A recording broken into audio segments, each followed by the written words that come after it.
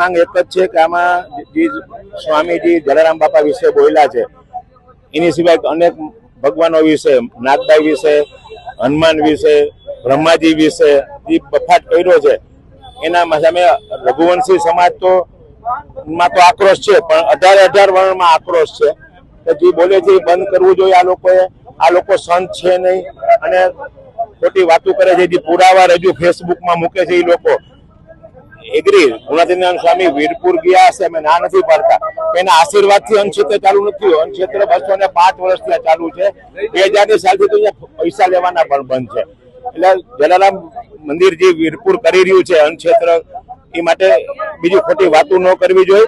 અને આને અમારી એક જ માંગ છે કે વીરપુર આવી દંડવટ કરીને જાહેરમાં માફી માંગે પ્રેસ મીડિયાની સામે, એટલી જ અમારી વિનંતી છે. જો તાત્કાલિક આ નહીં કરે, વડતાલ ટ્રસ્ટ બોર્ડે આ વિચારવું જોઈએ.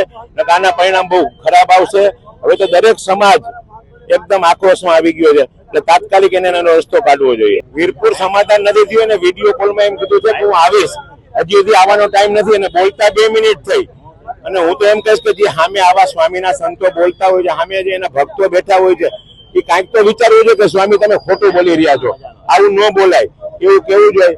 વીરપુર સમાધાન વિડીયો કોલમાં થયું છે, માફી માંગી લીધી એને.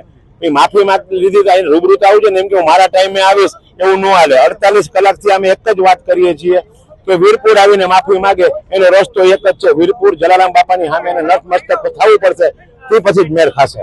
સાંજ સમાચાર ફેસબુક પેજને લાઇક કરો, વિડીયો શેર કરો અને વધુ વિગતવાર સમાચાર માટે sanssamachar.net વિઝિટ કરો.